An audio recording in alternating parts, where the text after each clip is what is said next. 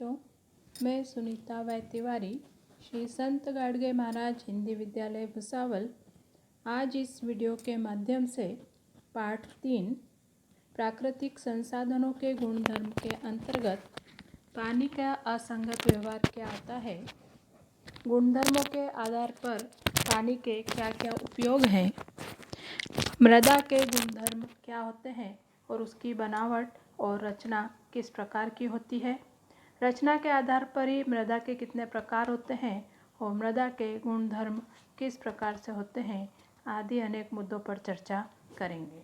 तो आइए देखते हैं पानी का असंगत व्यवहार। सामान्य रूप से पदार्थ का तापमान कम करने से उसका घनत्व बढ़ता है और आयतन कम होता है, परंतु पानी इसका अपवाद है। पानी के घनत्व की एक विशेषता है, सामान्य तापमान पर जो पानी होता है ठंडा होने पर उसका घनत्व सामान्य द्रव्यों की तरह बढ़ता है, परंतु पानी का तापमान 4 डिग्री सेंटीग्रेड से कम होने पर पानी का घनत्व कम कम होते जाता है। अर्थात 4 डिग्री सेंटीग्रेड पर पानी का घनत्व होता है वह सर्वाधिक होता है और 4 डिग्री सेंटीग्रेड के पानी का तापमान कम करने पर उसका घनत्व कम होकर आयतन बढ़ता जाता है। अतः 4 डिग्री सेंटीग्रेड के नीचे तापमान जाने पर पानी में प्रसरण होता है और इसे ही जल का असंगत व्यवहार कहते हैं। जैसा कि चित्र में दिखाया गया है कि 4 डिग्री सेंटीग्रेड पर जो पानी का घनत्व है वह सर्वाधिक होता है और 4 डिग्री सेंटीग्रेड से पानी का तापमान यदि कम कम होता है तो उसका घनत्व कम होता जाता है और आयतन बढ़ता जाता है। अब देखते हैं कि यदि अत्यधिक ठंडे प्रदेशों में जो नदी तालाब है वो जमने पर भी जलचर जीवित कैसे रहते हैं, उसके लिए यहाँ पर एक प्रयोग करके दिखाया गया है कि 2 बड़े ग्लास लिए गए हैं जिसमें पानी भरा हुआ है। एक गिलास के पानी में 4-5 चम्मच नमक डालकर उसे पूर्णतः घोल दिया गया है, जबकि जो दूसरा ग्लास है उसमें पानी भरा हुआ है। दूसरे ग्लास में आलू को डाला गया है, आलू पूर्ण तरह से पानी में डूब चुका है।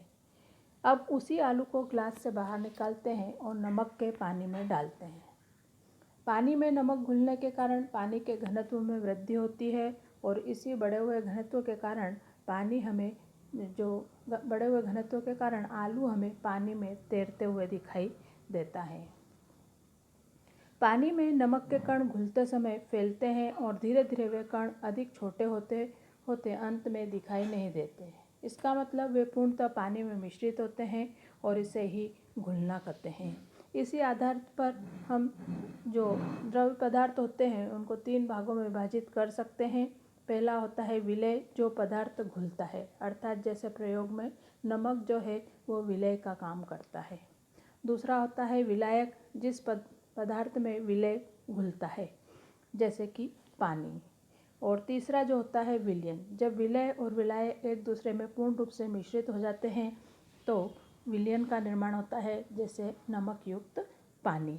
तो इस प्रयोग में विलेय, विलायक और विलयन तीनों जो दिखाई देते हैं। अब देखते हैं गुणधर्मों के आधार पर पानी के क्या उपयोग हैं। पानी की प्रवाहशीलता के कारण ही उसका उपयोग जल यातायात के लिए किया जाता है।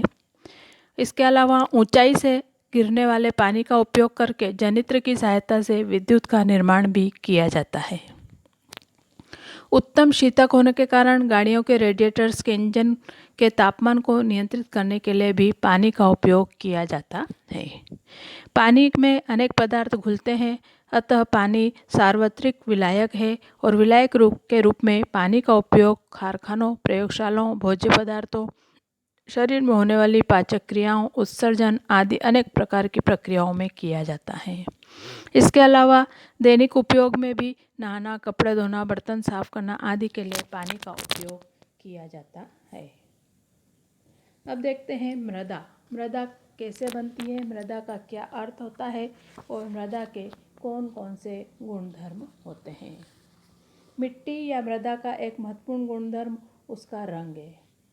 अनेक प्रक्रियाओं के परिणाम स्वरूप मिट्टी को रंग मिलता है और ज़मीन के पृष्ठभाग की मिट्टी का रंग उसके नीचे वाली सतह की तुलना में गाढ़ा होता है। मिट्टी का रंग जो है वह अलग अलग होता है, जैसे काली मिट्टी, लाल मिट्टी, ताम्रवर्णी और पीली और राखीली। जमीन के वर्गीकरण के लिए मृदा के रंग तथा गठन या बुनावट उपयोगी सिद्ध होते हैं। रंग और गठन के आधार पर मिट्टी की उर्वरकता, पानी का निकास, पानी रोककर रखने की क्षमता जैसी अनेक बातें स्पष्ट होती है।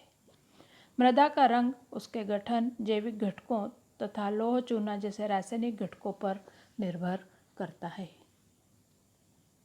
अब देखते हैं सॉइल टेक्सचर यानी मृदा का गठन। मिट्टी के विभिन्न आकार के कणों के अनुपात के अनुसार मिट्टी का गठन तय किया जाता है। बुनावट के अनुसार मिट्टी के निम्नलिखित प्रकार होते हैं। पहला होता है सैंडी सॉइल यानी बलुई मिट्टी। बलुई मिट्टी में बालू तथा मोटे कणों का अनुपात अधिक होता है। इसमें पानी की निकासी जल्दी होती है। ऐसी मृदा मशक्कत के लिए आसान होती है। बलुई मिट्टी के कण सिलिकॉन डाइऑक्साइड यानी कि क्वार्ट्ज नामक खनिज से बने होते हैं और वे पानी में नहीं घुलते। इस कारण मिट्टी की पोषक तत्वों की आपूर्ति करने की क्षमता बहुत कम होती है। दूसरा जो प्रकार है वो है दोमट मिट्टी यानी सिल्ट सॉइल। इस मिट्टी के कणों का आकार मध्यम होता है। दोमट मिट्टी युक्त जमीन बलुई मिट्टी की तरह मशक्कत के लिए आसान नहीं होती, लेकिन चिकनी मिट्टी की तरह मशक्कत के लिए कठिन भी नहीं होती। इस मिट्टी में जैविक घटक अधिक मात्रा में होते हैं। इस मिट्टी की पोषक तत्वों को आपूर्ति करने की क्षमता बहुत अधिक होती है और इस मिट्टी को गाद मृदा भी कहा जाता है। जैसे कि चित्र में आपको दिखाई दे रही है, भूरे रंग की जो मिट्टी है वो दोमट मिट्टी है। अंत में आती है चिकनी मिट्टी, क्ले सॉइल। इस मिट्टी में मिट्टी के सूक्ष्म आकार वाले कण सर्वाधिक होते हैं। चिकनी मिट्टी के कण स्पर्श करने पर चिकने लगते हैं और चिकनी मिट्टी में पानी धारण करने की क्षमता सबसे अधिक होती है।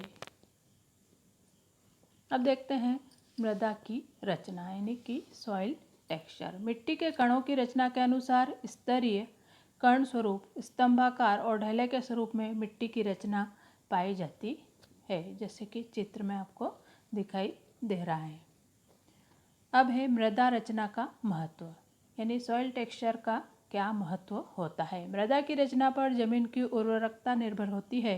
अच्छी मृदा रचना से निम्न लाभ होते हैं। जड़ों को ऑक्सीजन की पूर्ति होती है। पानी की अच्छी निकासी के कारण वनस्पतियों की जड़ों की योग्य वृद्धि भी होती है। अब देखते हैं यूजेज ऑफ सॉइल यानी कि मृदा के उपयोग। पहला है वनस्पति संवर्धन यानी वनस्पतियों की वृद्धि करना। दूसरा जल संधारण, मिट्टी पानी को धारण करके रखती है, इस कारण बांध, तालाब के माध्यम से हम पानी का 12 मास उपयोग कर सकते हैं। आकार्यता यानी मिट्टी को हम जैसा चाहें वैसा स्वरूप दे सकते हैं। मिट्टी के इस गुणधर्म को मिट्टी की आकार्यता कहते हैं। इस गुणधर्म के कारण मिट्टी से विभिन्न आकार की वस्तुएं तैयार की जा सकती है और इन वस्तुओं को तपाकर कठोर बनाया जाता है, जैसे मटकी, मटके, मिट्टी के दिए, मूर्तियाँ, ईंट इत्यादि। अब देखते हैं उपयुक्त मृदा के कुछ प्रकार। उपयुक्त मृदा के अंतर्गत सबसे पहला जो आता है वो है चीनी मिट्टी या केवलिंग।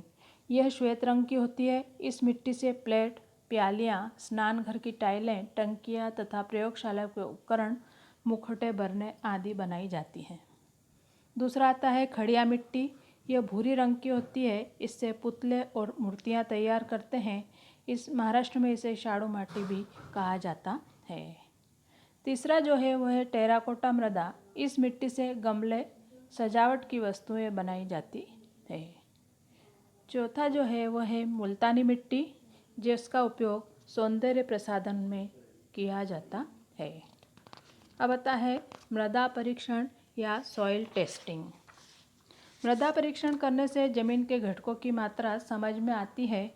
मिट्टी का रंग, बुनावट तथा उसमें समाविष्ट कार्बनिक पदार्थों की जांच परीक्षण में होती है। मिट्टी में किन घटकों की कमी है और उनकी पूर्ति के लिए आवश्यक उपाय निश्चित करने के लिए मृदा परीक्षण किया जाता है।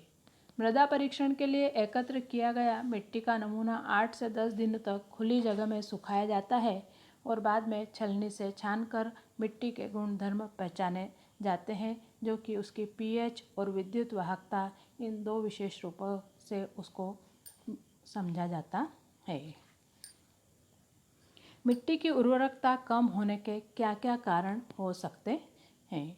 मिट्टी के पीएच का मान 6 से कम या 8 से अधिक होता है तो उसकी उर्वरकता कम या ज़्यादा हो सकती है। कार्बनिक पदार्थों की मात्रा कम हो तो भी, ज़मीन से पानी की निकासी का न होना, हमेशा एक ही फसल उगाना, लवणयुक्त पानी का निरंतर उपयोग करना और रासायनिक कीटनाशकों का बड़ी मात्रा में उपयोग करने से भी मिट्टी की उर्वरकता कम हो सकती है। Thank you.